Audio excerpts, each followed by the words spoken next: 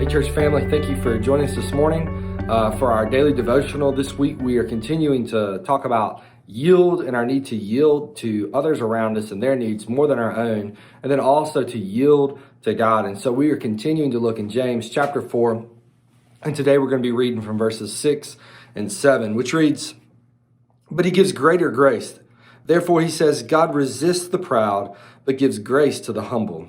Therefore, submit to God, resist the devil, and he will flee from you." Sin, right? It is constantly existent in our life.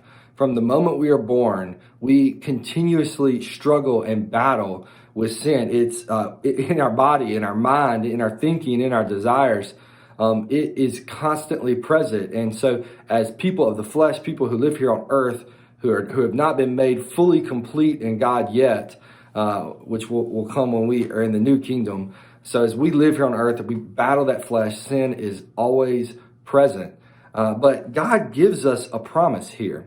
You know, he's offering us this ability to overcome sin, but not in our own power, in his power. So what he says is, hey, sin is existent, yes, but if you humble yourself, if you submit to me and my power and my will, you'll overcome sin in my power.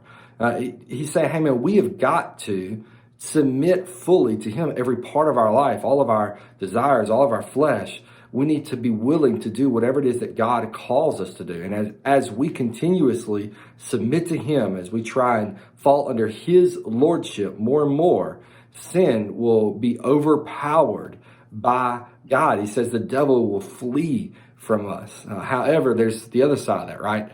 Those who are prideful, those who refuse to submit to God, who decide they're going to figure this thing out on their own, and they're not going to do this with God, with his help and with his power, we find that they're going to find out that they are deeper and deeper in sin.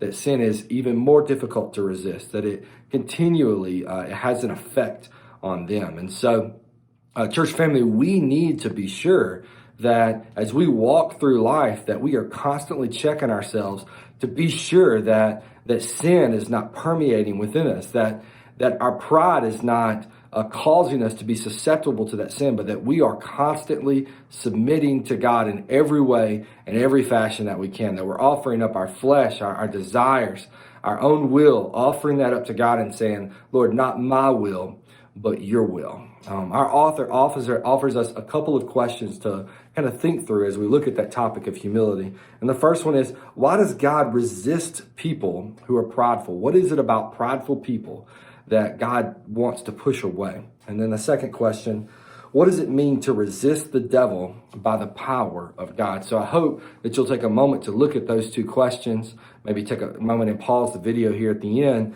just so you can talk about them, maybe journal about them. Hey, church family, I'm also really excited just to let you know that this Sunday, on the 31st, at 4 p.m., we're going to have a senior recognition service. We wish and we wanted this service to happen at our normal Sunday hours, but with the social distancing protocols that we have in place, in order for us to stay compliant and continue to put your health and your safety at the forefront, we've decided to have a service specifically for our seniors at 4 p.m. And so the seniors and their families will be able to attend. They will, RSVP who it is that they're bringing with them. However, we know that you want to honor our seniors. I've seen you on Facebook giving them big shout outs. And so we know that you want to see that service, be a part of that service as well. So we're going to live stream that service. You'll get a push notification if you've downloaded our app.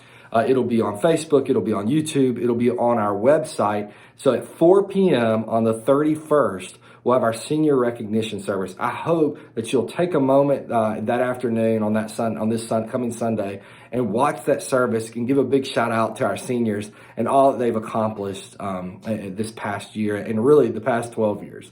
So, hey, church family, more than anything, though, we want you to know that we love you and we're praying for you.